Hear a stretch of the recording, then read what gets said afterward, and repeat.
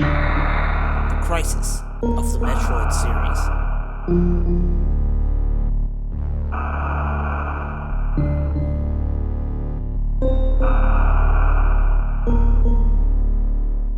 Metroid is something that's been around since 1987.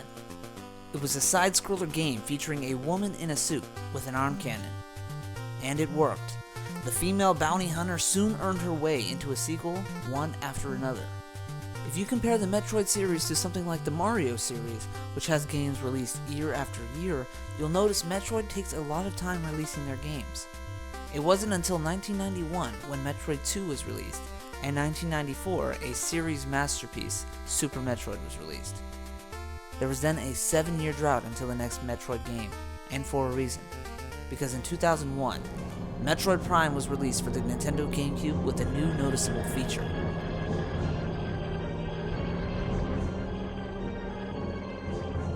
This game was in fully functional 3D. The world's exploration changed drastically with the addition of the Z-axis.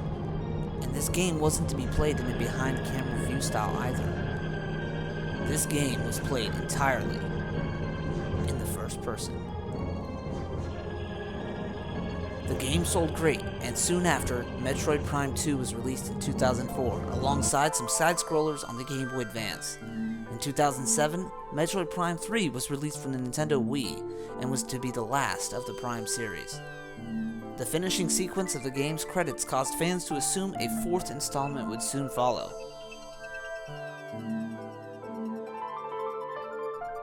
In 2010, Metroid Other M was released and had a strange mix between side-scroller, first-person, and a 3D environment. The main focus was on a developed plot, something Metroid never really focused on. The game did not do well in sales and had a bad reception overall. That was ugly. Thanks, Princess. There are 3 types of Metroid fans. The ones who prefer the side-scrollers, the ones who prefer the first-person, and rarely, some who accept both equally.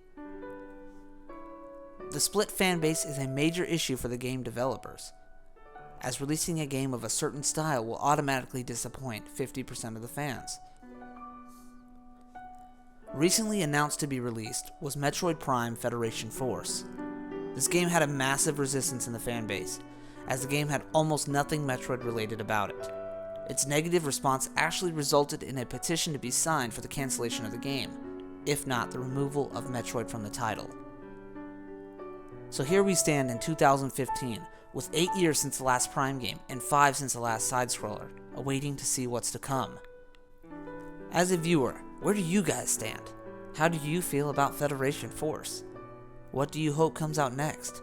Leave a comment and hopefully a rating, and feel free to discuss in the comments below.